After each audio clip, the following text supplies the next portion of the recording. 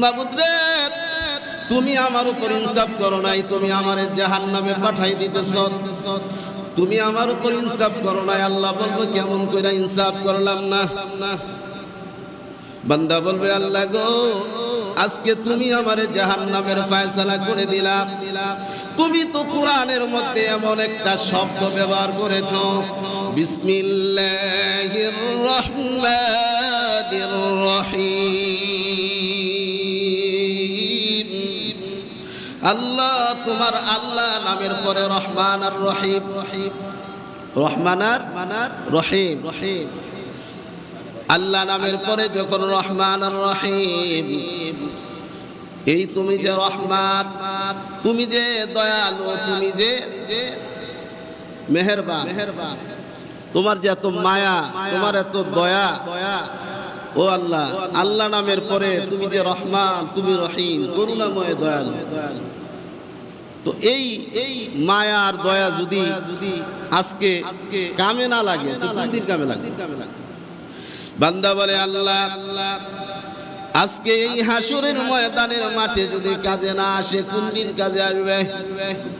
আমি যে জাহান্নামে চলে যাব। আল্লাহ গো, তুমি না পেলে রহমান, তুমি তো রহিম, কিন্তু আজকে অবস্থা খারাপ। তুমি আমাকে জাহান্নামে পাঠাইতেছো, আমার তো কেউ রইল না। আল্লাহ বলবে সাদাকতা আবদি, বান্দারে তুই সত্য কথা বলছ। এবার ফেরেশতাকে বলবে, ফেরেশতারা যা, আমার বান্দারে জাহান্নামে না নিয়ে জান্নাতে নিয়ে যা।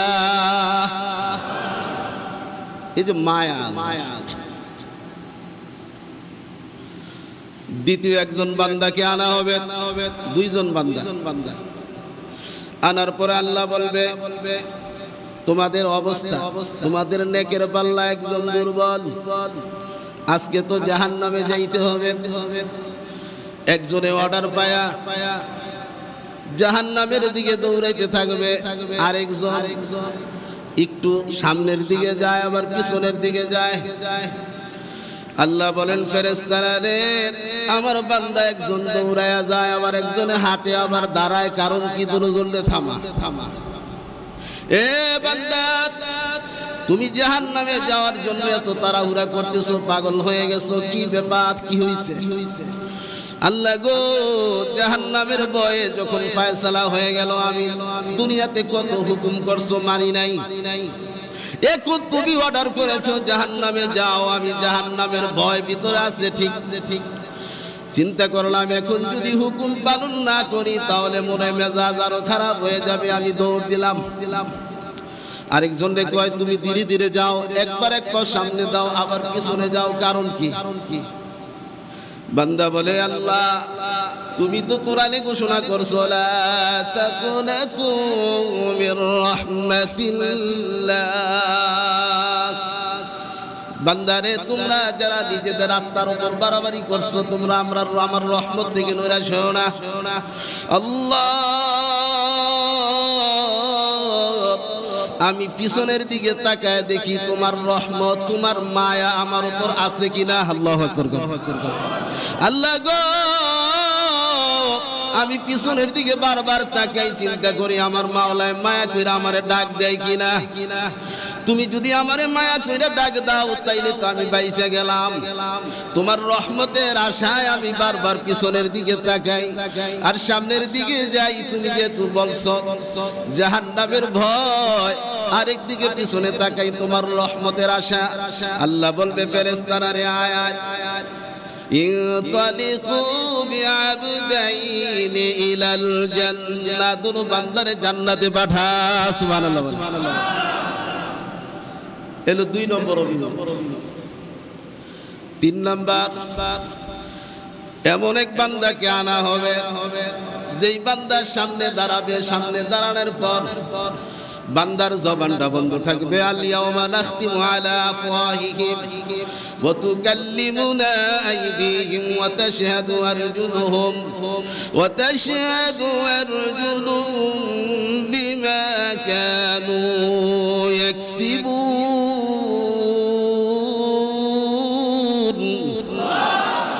আল্লাহ রাব্বুল আলামিন আয়াতে কারিমার মধ্যে বলছেন, বান্দার সেদিন জবান বন্ধ থাকবে। জবান যখন বন্ধ থাকবে বান্দার হাত কথা বলবে, বান্দার পাও কথা বলবে। ওয়া তুকাল্লিমুনা আইদিহিম, তার দুটো হাত কথা বলবে, তার পাও কথা বলবে। এমনকি যেই জমিন দিয়ে আপনি চলাফেরা করেন, ইয়াউমা ইদিন তুহাদ্দিসু আখবারাহা, জমিন দিয়া চলাফেরা করেন, জমিনও সাক্ষী দিবে। সব কিছু যখন বান্দার বিরুদ্ধে চলে যাবে, বান্দার হাত বান্দার বিরুদ্ধে যায়, চোখ বান্দার বিরুদ্ধে যায়, কান বান্দার বিরুদ্ধে যায়। দস্তগোয়াত মানচুনি দজদিদাম, দস্তগোয়াত মানচুনি দজদিদাম, লব্বগোয়াত মানচুনি মুসিদাম, চশমে গোয়াত করদাম গম জাগরাম, গোশে গোয়াত চিদাম সামরুল কালাম। দস্ত মানে হাত, হাত বলবে কথা, ঠোঁট বলবে কথা, পাও বলবে কথা। যখন বান্দার বিরুদ্ধে সাক্ষী দিতে থাকবে, সাক্ষী দেওয়ার পর বান্দার ফয়সালা হবে জাহান্নামে যাও। তখন এই বান্দা আল্লাহকে বলবে, আল্লাহ এটা তোমার উচিত হবে না। কেন রে বান্দা, তুমি তো ঘোষণা করেছো বান্দা যখন তোর কেউ থাকবে না, আমি আল্লাহ তোর জিম্মাদারি হয়ে গেলাম। সুবহানাল্লাহ। আল্লাহ গো, তুমি তো বলছো কেউ যখন পাশে থাকবে না, আপনি তো জিম্মাদারি হয়ে গেলেন।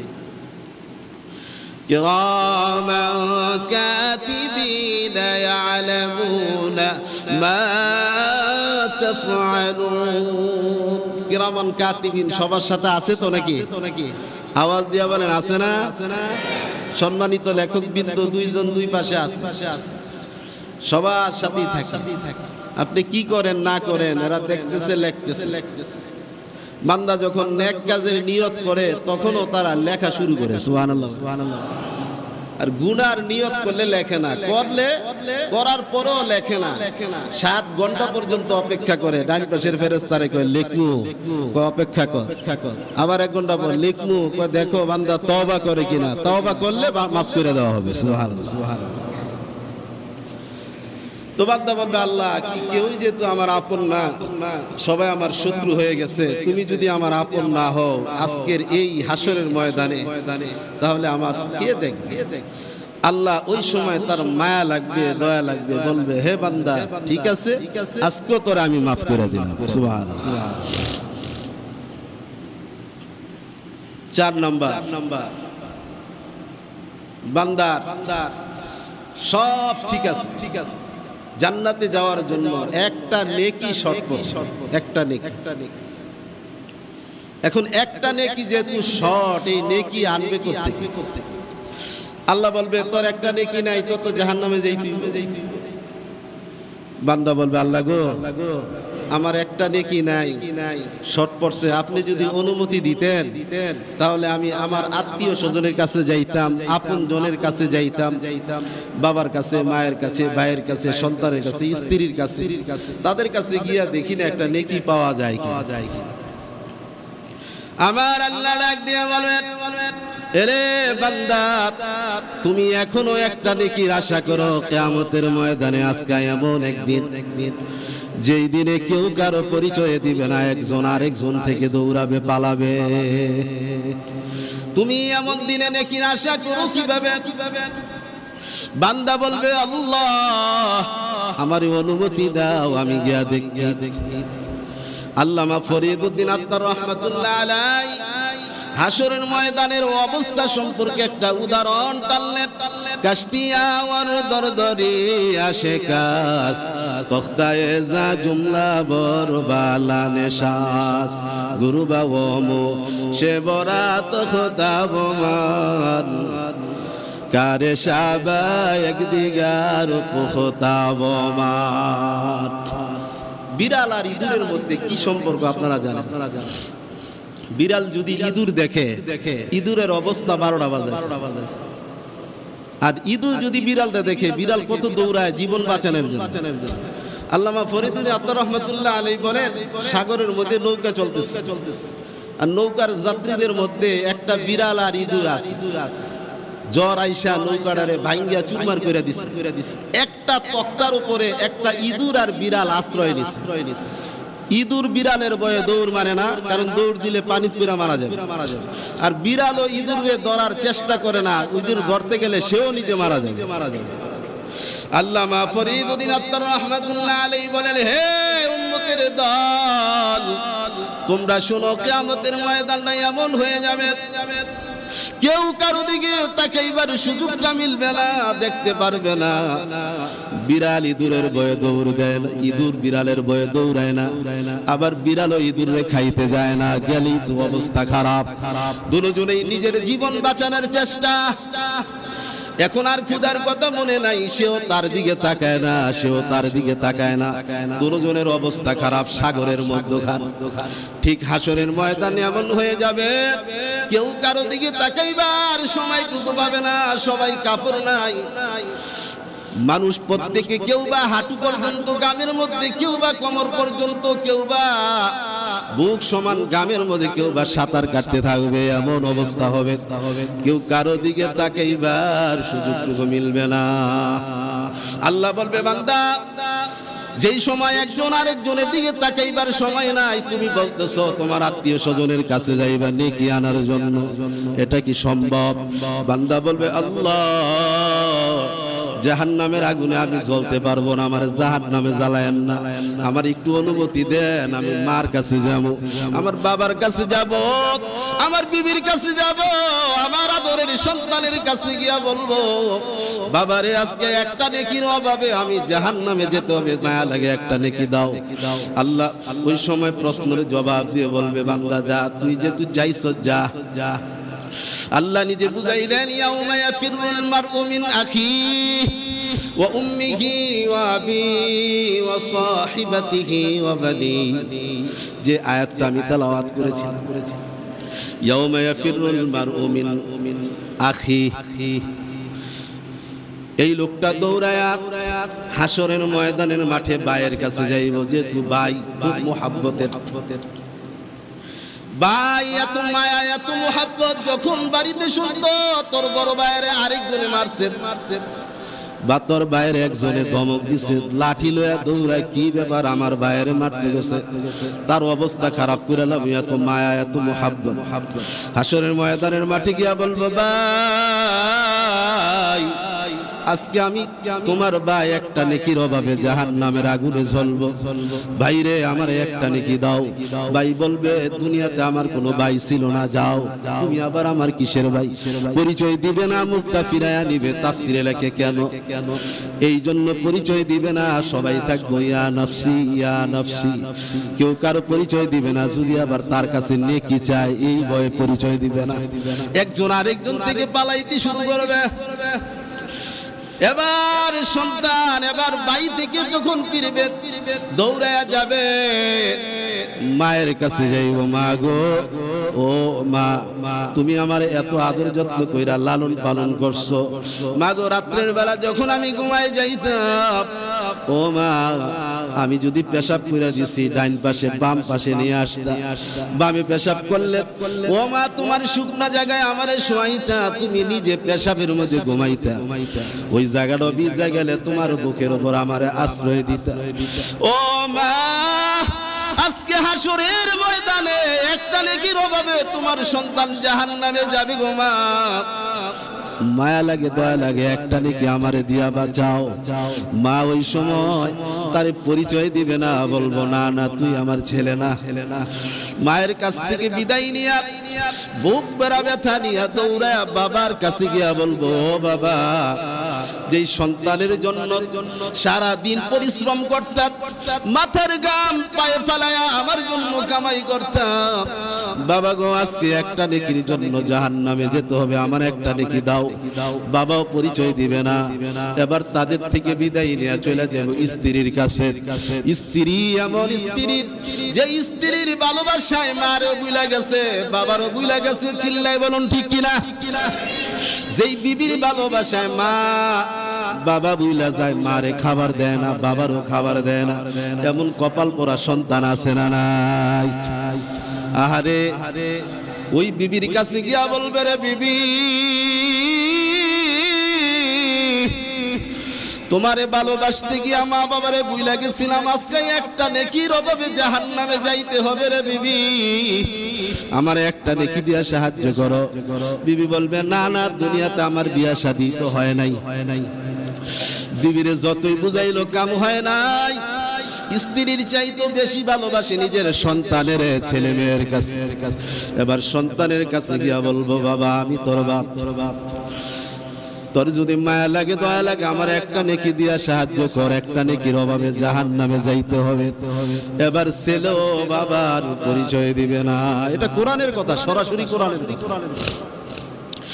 এ বন্ধু, এই সন্তানের জন্য তুমি ব্যাংকে ডিপিএস করো, সন্তানের জন্য হারামের সাথে জড়িত, সন্তানের জন্য সুদ খাও, সন্তানের জন্য ঘুষ খাও, সন্তানের জন্য আরামের ঘুম হারাম কইরা তুমি কামাই করো, চুরি করো, বাটপারি করো, চিল্লাই বলুন ঠিক কিনা? সুদে টাকা লাগাও কার জন্য? এই সন্তান তো তোমারে পরিচয় দিবে না। হাসরের ময়দানের মাঠে নিজের চিন্তা নিজে করো। এ বন্ধুরা আমার, সবাই থেকে বিদায় নিবে, পাবে না, মনটা মলিন। হঠাৎ কইরা দেখা যাবে হাসরের ময়দানের খুব কিনারে মাঠের কোনায় একটা ব্যক্তি বৈশা বৈশা চিন্তা করে, এই বাইটা সারাদিন দৌড়াইতেছে, ঘটনা কি? ডাক দিছে, ভাই দাঁড়ান, আপনি কেন দৌড়ান? মনটা কেন খারাপ? খালি এর কাছে যান, ওর কাছে যান, ঘটনা কি? তোমার কাছে বইলা লাভ কি? বলেন, হয়তো বা লাভ হইতে পারে। এবার ওই ব্যক্তি বলতেছে, বলেন।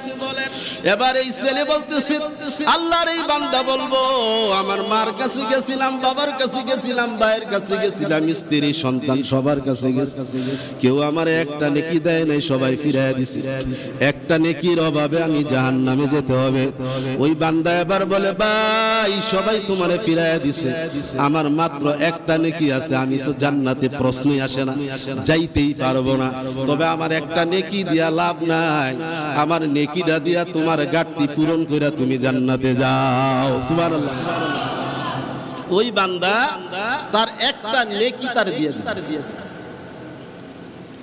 এবার আল্লাহ ফেরেশতাদেরকে বলবে, আরে ফেরেশতারা, আমার এই দুই বান্দারে জান্নাতে পাঠাও। আল্লাহু আকবার বলেন। ফেরেশতারা বলবে, আল্লাহ, দুই বান্দারে জান্নাতে নিব, কারণ কি? আয়তো নেকির পুরা করছে, তারে লয়ে যাব, পরে নিব কেন? আল্লাহ বলবে, এমন এক ময়দানে, যেই ময়দানে মা সন্তানকে পরিচয় দেয় নাই, বাবা পরিচয় দেয় নাই, ভাই পরিচয় দেয় নাই, স্ত্রী সন্তান কেউ পরিচয় দেয় নাই, এমন এক মুহূর্তে একটা অপরিচিত ব্যক্তি তারে দান করছে। দান করার কারণে তার পুরা নেকিটা পূর্ণ হলো, সে জান্নাতে যাবে। আমি আল্লাহ কেমন এত মায়াবী, এত দয়া, এত মোহাব্বত, যে লোকটা নিজের নেকিটা দিয়া দিল, আমি আল্লাহ কেমন করে তারে জাহান্নামে জ্বালাইতে পারি? এজন্য আমি বলছি, তারে সহ জান্নাতে নিয়ে যা। এলো হাসরের ময়দান।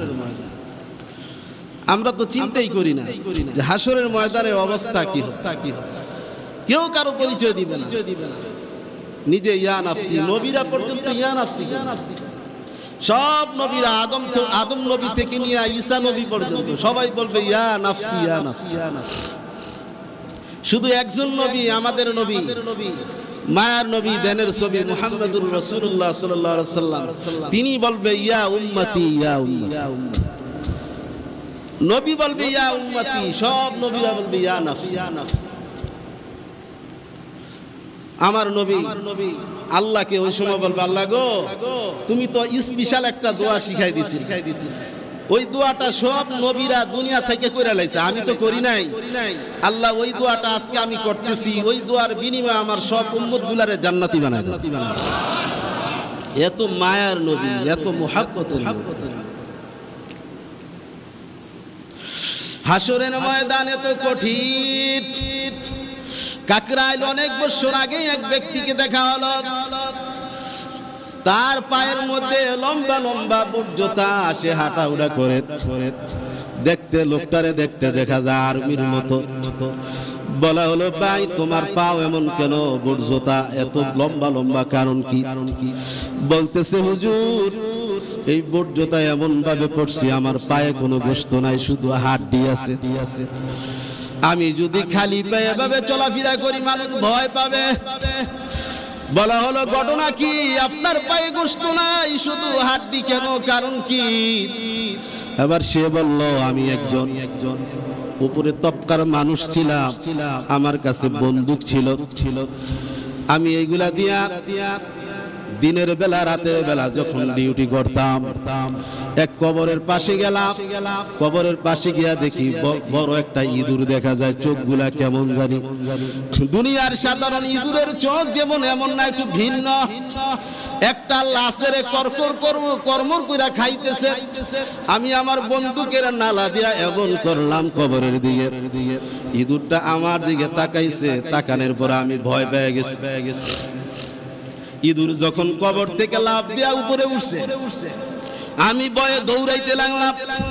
দৌড়াইতে দৌড়াইতে কুল কিনারা না পায়া বিলে চলে গেছি। বিলে যেই বিল ভরা পানি ছিল, পানি ওই বিলের মধ্যে পানির মধ্যে গিয়া নাইমা গেছি। ইঁদুরটা তার ঠোঁট দুইটা পানির মধ্যে লাগা দিতে দেরি, পানিটা ফুটন্ত পানির মতো গরম হয়ে গেছে। নাউজুবিল্লাহ। সাথে সাথে আমার পায়ের গোশতগুলা পানির সাথে মিশে। তখন আমার বুঝতে বাকি রইল না, এই ইঁদুর হলো জাহান্নামের ইঁদুর, শাস্তি দেওয়ার ইঁদুর। ওই ইঁদুরের ঠোঁটটা এতগুলা পানির ভিতরে বিজানের কারণে যদি অবস্থা এমন হয়, তাহলে কবরের মধ্যে সে কেমন ভাবে তারে শাস্তি দিতেছে। এ যুবক ভাইরা, বৃদ্ধ বাবারা, হাতে ধরি পায়ে ধরি বলি এখনো সময় আছে, আল্লাহর পথে আসুন। জুমার দিন যেভাবে পাঁচ ওয়াক্ত, যেভাবে জুমার দিন আসি, পাঁচ ওয়াক্ত নামাজ ওইভাবে আসা দরকার আছে না নাই? বালিশের মধ্যে মাথা লাগায় চিন্তা করে রে সারা জীবন কেমন করে চললাম। আল্লাহ রব্বুল আলামিন তোমার জীবনের হিসাব নিবে।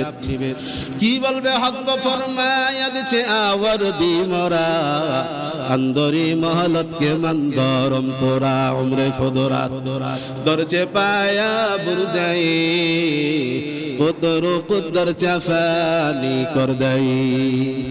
বলবে বান্দারে তোর যে এত সুন্দর হায়াত দিছি, এই হায়াত কোন কাজে ব্যয় করছিস?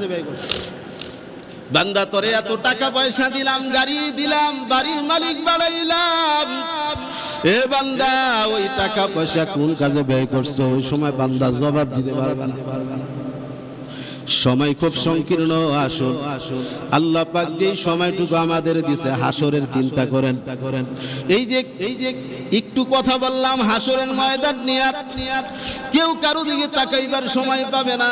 এখন থেকে চিন্তা করো যে আমার কবরের সামান তৈরি করা দরকার আছে না নাই? সবাই বলেন আছে না নাই? অনেকে খালি সন্তানাদির জন্য খালি দুনিয়ায় মাল জমা করে, কিন্তু আমি যে কবরে একা একা থাকবো, হাসরে উঠবো, ওই চিন্তাটা কারো মাথায় থাকে না। মইরা গেলে বুঝে আসে কি অবস্থা।